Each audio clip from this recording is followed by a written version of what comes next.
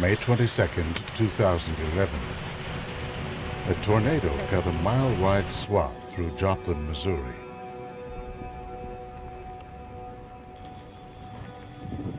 It was the costliest tornado disaster in history, with insured losses close to $2 billion.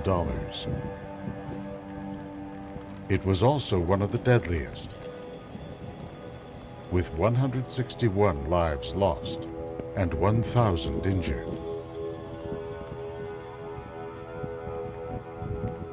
The scale of the Joplin disaster drew teams of scientists to find out what made this storm so destructive and what can be done to protect communities and people in the future. What did they learn by peering inside the violent realm of a super tornado?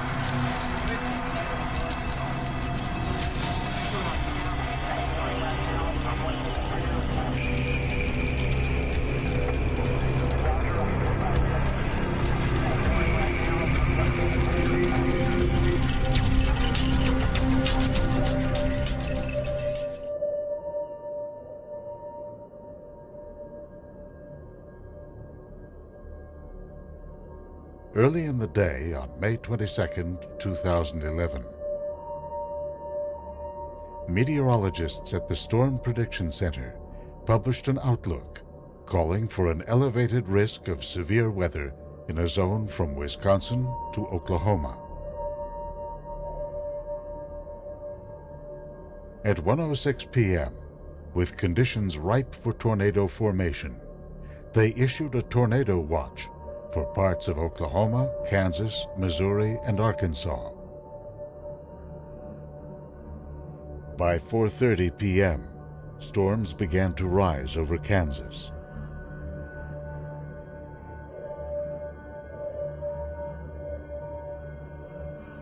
Meteorologists at the National Weather Service watched them intensify on radar. At 5:09 p.m., they issued a tornado warning for an area just north of Joplin. At 5:17 p.m., they issued a warning for Joplin itself. 17 minutes later, a mile-wide tornado was headed into Joplin.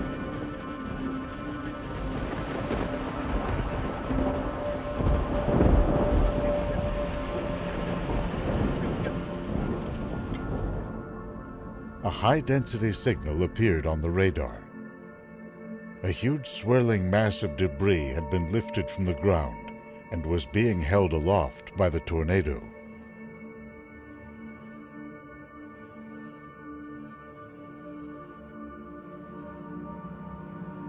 In the aftermath, Joplin residents emerged to find whole blocks scoured by winds up to 200 miles per hour.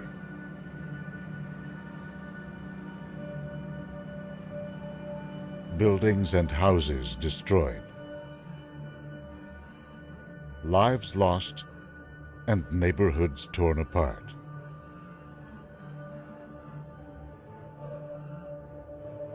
The scale of destruction led to an unprecedented effort to find out exactly what happened here and whether similar disasters could be prevented in the future.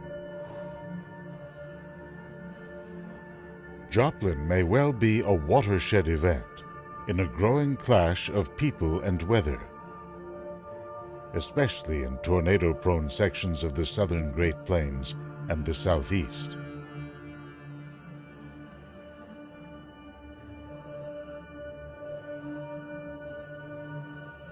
From its start as a mining center and regional crossroads in the 19th century, Joplin has grown into a small city, population 50,000. It is part of a larger trend. As the U.S. population has grown over the years, it has concentrated more and more in urban areas, often with extended suburban footprints. So when a tornado touches down, the targets are larger and more concentrated, with a greater potential for large-scale disasters. The National Weather Service is responding with powerful technologies. Satellites that allow forecasters to monitor storm systems across the continent.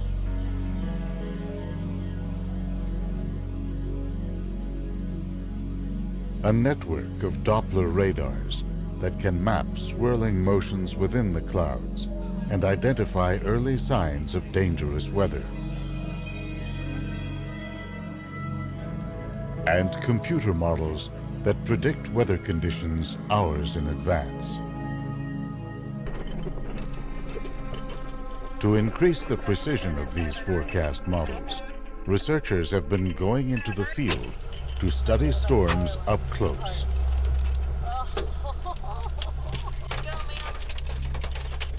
Their observations are helping scientists to hone new generation models that can recreate the rise and fall of thunderstorms in unprecedented detail.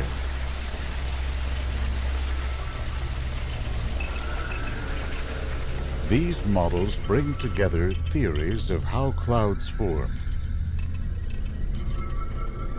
how winds vary with altitude,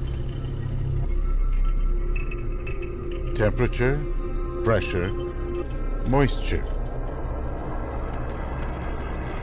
and a host of other factors.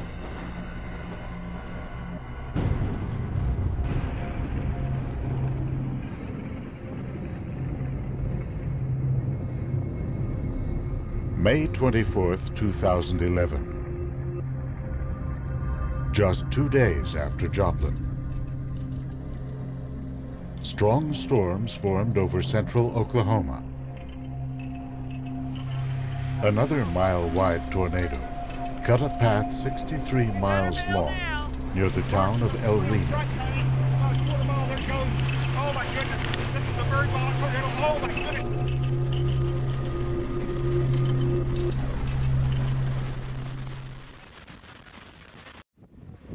Because of the power and longevity of this tornado, scientists sought to reproduce it in one of the world's largest supercomputers. They set their virtual atmosphere in motion, starting with conditions measured that afternoon. A large thunderstorm rises into the upper atmosphere. Strong high-altitude winds push the cloud tops out ahead. The wind, moving into and around the storm, shifts direction and speed with height. That causes the storm to rotate. The cloud base lowers as warm, moist air condenses as it streams into the storm at ground level.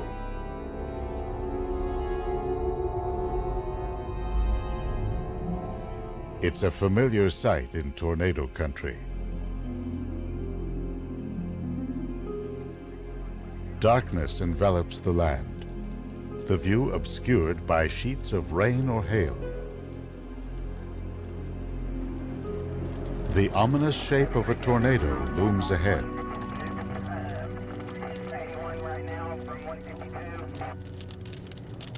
Scientists position themselves at safe distances to take a variety of atmospheric readings.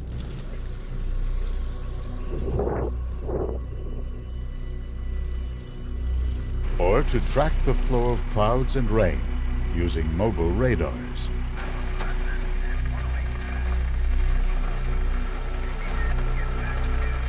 One advantage of simulating the storm in the lab is that the scientists can track the wind, rain, ice, and clouds in 3 dimensions, from its initial formation all the way to its eventual decay. Here is a cross-section of the virtual El Reno storm, just above ground level, early in its life. The red and orange patterns indicate sheets of falling rain, much like the images picked up by weather radars. On the forward part of the storm, the rain produces cool downdrafts that undercut warm air flowing into the center of the frame.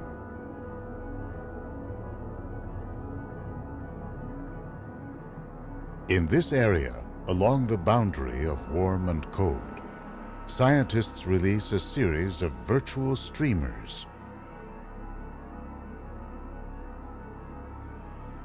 They show that the air is spinning horizontally, then vertically, as it rises into the updraft.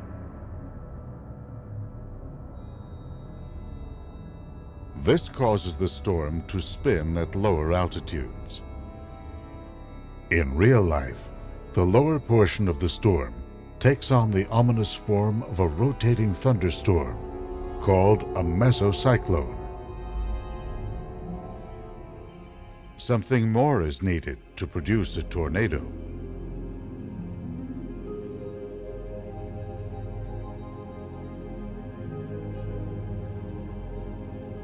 As the virtual storm gains strength, cool downdrafts begin to wrap around its rear flank to the left.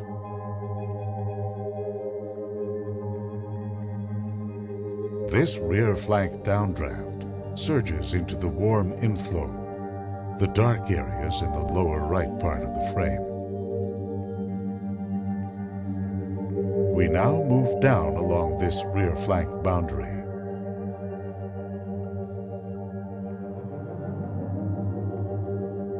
Cold air hitting the ground forces the warm inflow to accelerate upward.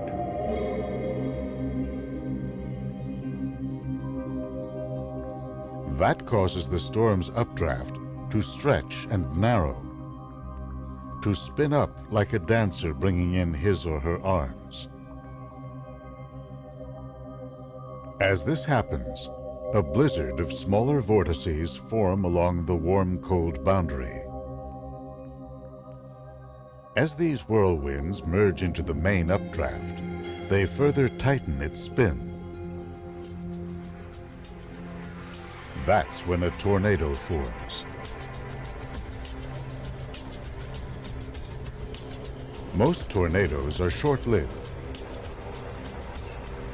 They churn along the ground for minutes or seconds, kicking up dirt and at times threatening homes. They often die out when the storm's cold outflow overwhelms the warm inflow.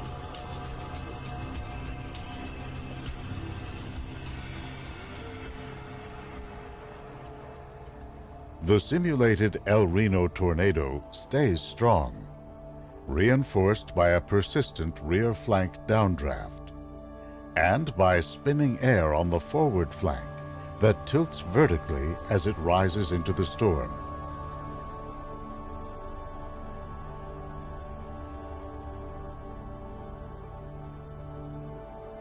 Eventually, downdrafts swirling around the tornado become entrained in the updraft.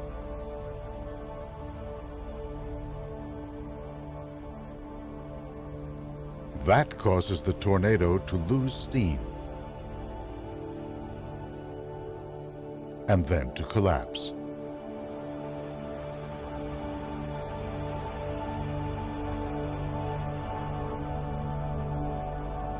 Both the El Reno and Joplin tornadoes headed off collapse long enough to join a rare class of extremely powerful, long-lasting storms, with the potential to inflict catastrophic damage.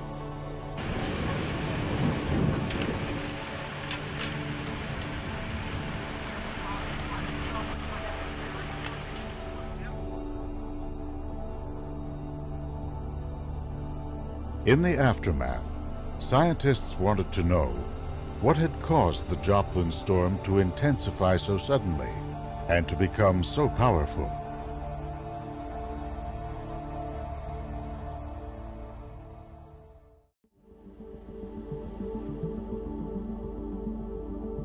Scientists initiated their storm model with atmospheric conditions recorded earlier the same day.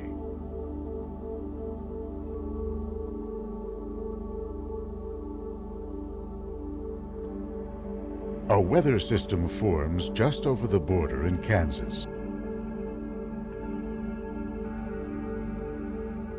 Clouds bubbling up at high altitudes are driven away by strong upper-level winds. That draws more air up from the surface.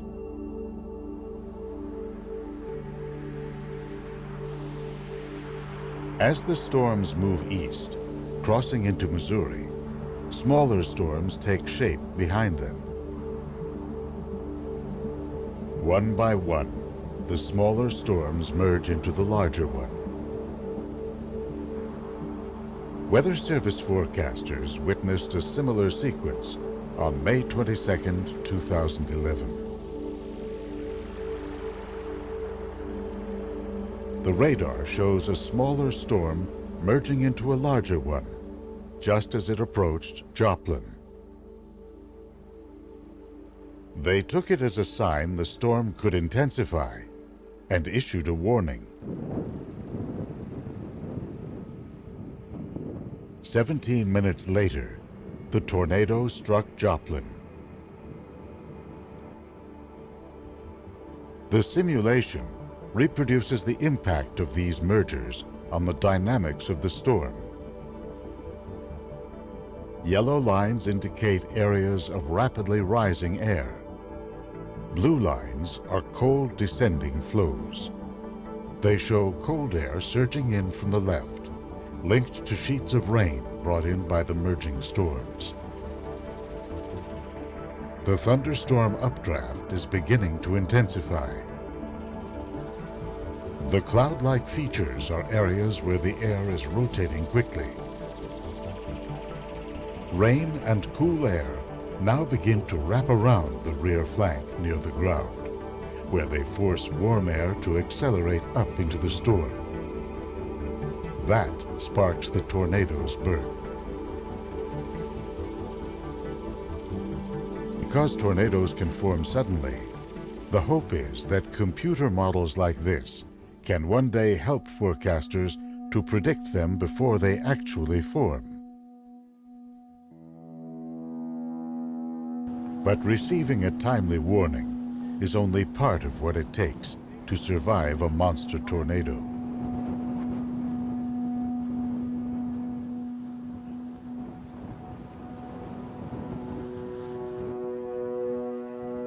In the aftermath of the tornado, scientists descended on Joplin as part of a major study by the National Institute of Standards and Technology.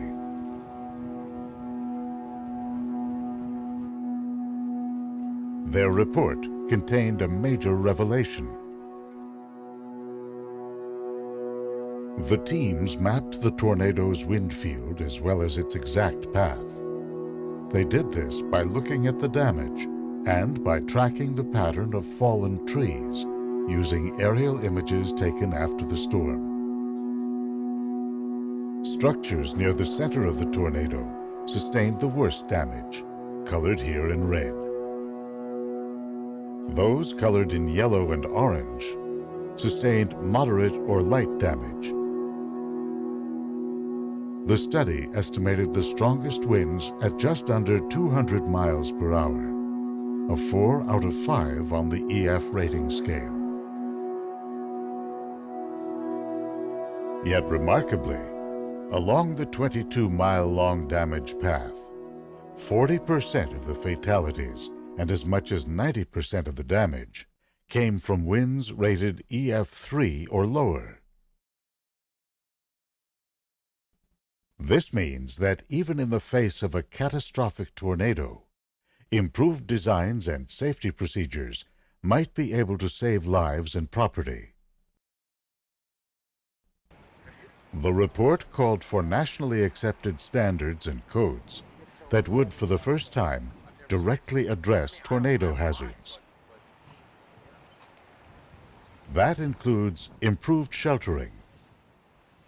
The report noted that Joplin had no organized network of community tornado shelters. Only 18% of structures in the damage path were equipped with basements or above-ground tornado shelters.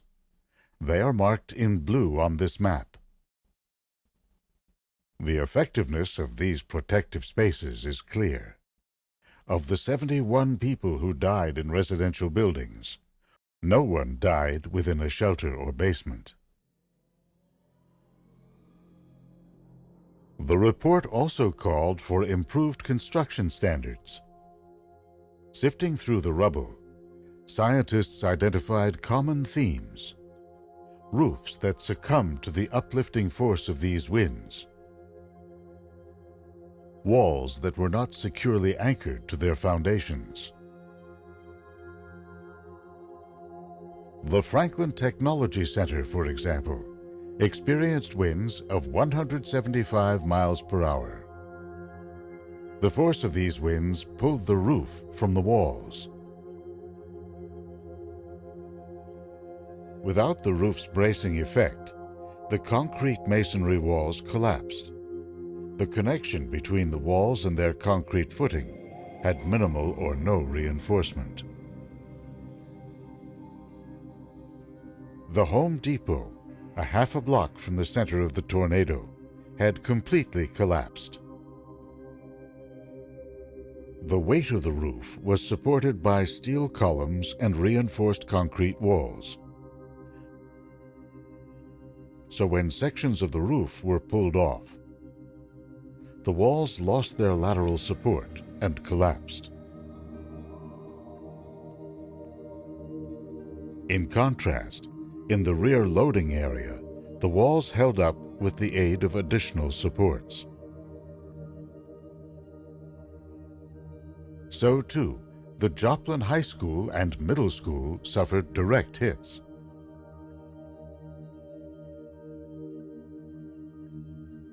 While these buildings were not completely leveled, once tornado winds tore roofs off, walls were vulnerable to collapse. St. John's Regional Medical Center lay near the center of the tornado's path.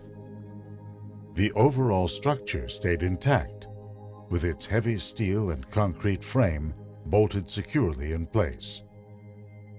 However, wind and debris were able to penetrate windows. Interior walls and ceilings were then destroyed. 14 died, including 4 intensive care patients dependent on respirators. They perished when a building housing the backup power generator was flattened. There was an exception to all this damage. These windows survived the onslaught with higher impact-resistant glass. In residential areas, tornado winds leveled whole blocks in a chain reaction that started with the loss of a roof. Walls then collapsed. Debris carried away by the wind penetrated other houses, hastening their collapse. The researchers found one exception. It was an apartment complex called Mercy Village that remained largely intact. Its roof had been reinforced by low-cost metal connections called hurricane clips. They are required in many coastal communities, but are rarely used in tornado country. Because it stood alone, Mercy Village was also spared the hail of debris that destroyed many other structures. The report found that prior to the storm, Joplin had adopted the latest building codes designed to protect residents in lower wind speeds. Luckily, this was all pretty much, most of it was oak frame. Kind of held it together, but not all together. As the rebuilding got underway, the Joplin City Council upgraded those codes by requiring hurricane clips, as well as measures to more securely anchor walls to foundations. In the end, one of the most important defenses against tornadoes involves public perception. It had been 40 years since a major tornado had hit Joplin. The federal study found that many in the city believed, wrongly, that natural barriers protected the city from tornadoes, from surrounding forests to its slightly elevated terrain. The authors recommended improvements in public education and communications, citing confusion about or distrust of warnings and lack of awareness of the tornado's approach. The lessons of Joplin have begun to travel beyond southwest Missouri. The states of Alabama and Illinois now require tornado shelters to be part of new school construction.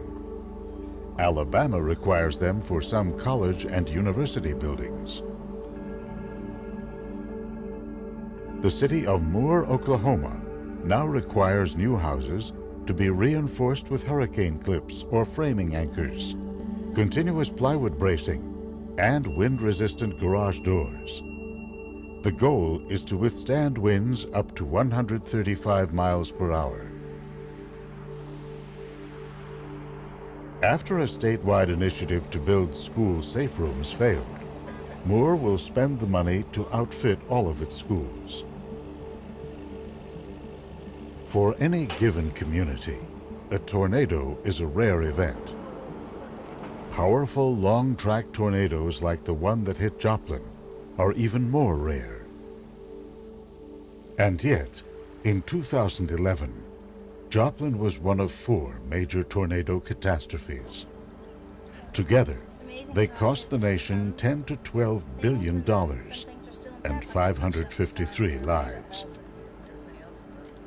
Super tornadoes can and will happen in the future. For communities and families in their path, survival may well depend on measures taken years, even decades earlier, in housing or shelter construction. Then it's a matter of establishing sheltering procedures, listening carefully to weather alerts, and watching the skies.